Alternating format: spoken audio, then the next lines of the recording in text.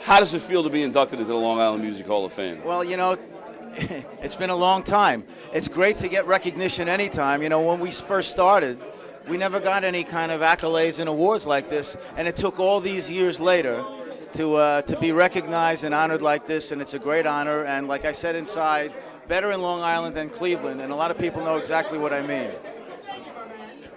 You kind of have to live long enough till somebody figures it out, and thank you, Long Island, for figuring it out. The Lion Sleeps Tonight has proven itself to be a classic in truth, and everyone knows it, and it shows up everywhere, and everyone knows The Lion Sleeps Tonight, and everyone should be aware that this Long Island Music Hall of Fame is a not-for-profit organization, and they need donations to keep it going, and so we can have a building so we can put our stuff in it.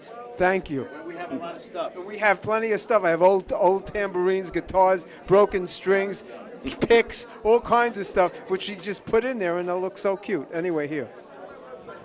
Well, like I said on stage, with people like Louis Armstrong and Aaron Copland and Count Basie, I'm not sure I've really earned this yet, but I'm very appreciative of it.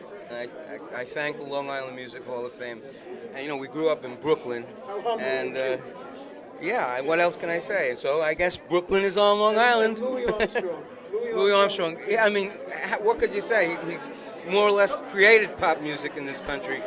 What a great honor to even be mentioned in the same sentence, That's right. So, okay. Wow. And I love it says the Tokens. It says Barbra Streisand and the Tokens. How do you like that? So, gentlemen, there you go. So, gentlemen, when you recorded The Lion Sleeps Tonight, did you have any idea it would be as lasting as it has been?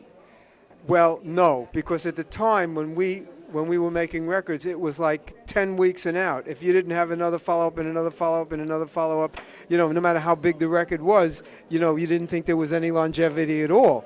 Now, if we had The Lion Sleeps Tonight today, we'd be filling stadiums.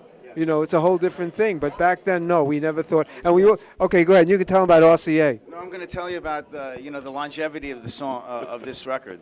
One of the high points of my life was that I had a 5-year-old. I still do, but she's older than 5.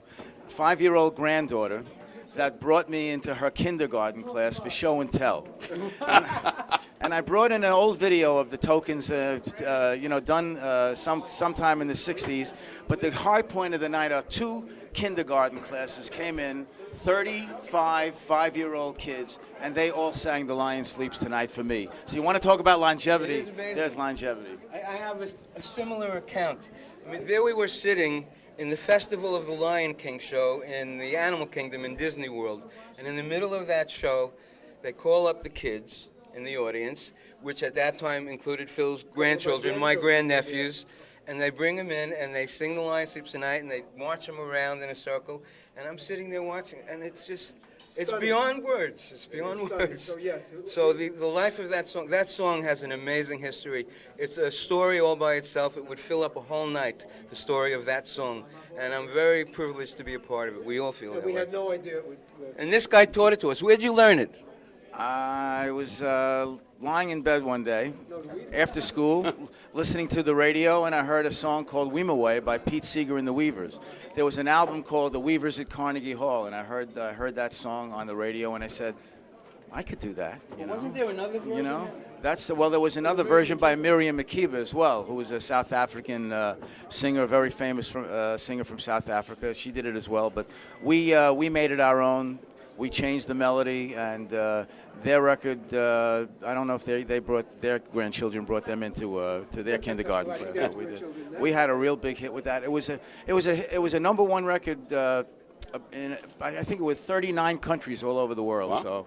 So it was a worldwide number one hit. So we're history, but we're not history yet though. We're still doing it. One last question for you. Yeah. You mentioned going into schools. A big part of the mission of the Long Island Music Hall of Fame is education in the schools. What are you feeling about music education in the schools? I'm against it. No. No. It's a funny question to ask me. The reason why is because my brother, about education in general, not just music education, but all kinds of education, all kinds of extra education that we used to have when we went to school that budgets are causing to be cut today, unfortunately. And one of the things, the reason why it's important is Mitch put together a reading tool that's available online called the Margo Reader. What is it, Margo? Say it. MargoReader.com, MargoReader.com. It's free, it's online, and it allows people to teach themselves how to read. Just by rolling the mouse around, you can figure it out yourself. Young or old, doesn't matter. That was the idea, and it's free and it's online, www.MargoReader.com. And I could see a lot of education coming to us in that form eventually, and I'm working on it. There you go. And there's a song in that reader. There is music in it. I used music, animation, and photos. And one of the songs is I-L-I-K-E, like T-O-2-S-I-N-G, sing. And my grandnephews sing that to me now. It's very exciting. There you go. They learned how to read with it. Siegel? I think you answered the question. What was the question? I don't know. Education. Education. Well, music. Unfortunately, music and sports, that's the first thing they cut when they have budget cuts. And I don't know why they do that, but they don't, maybe they don't think it's necessary, but I think it's more necessary than physics or math or something, you know. That's the culture of the country, you know, and I think they should never make cuts in the arts, any of the arts. Absolutely. Well, gentlemen, So thanks to the Long Island Music Hall of Fame for making this great effort in education. I think it's wonderful. And anything we could ever do to help, we'll do it. Thank you. Whatever. Well, gentlemen, thank you very much. Well, you got to give me my dog back now. Oh, okay. Thank you. Congratulations on your induction, and thank you for attending this evening. That's what I have. It's cute.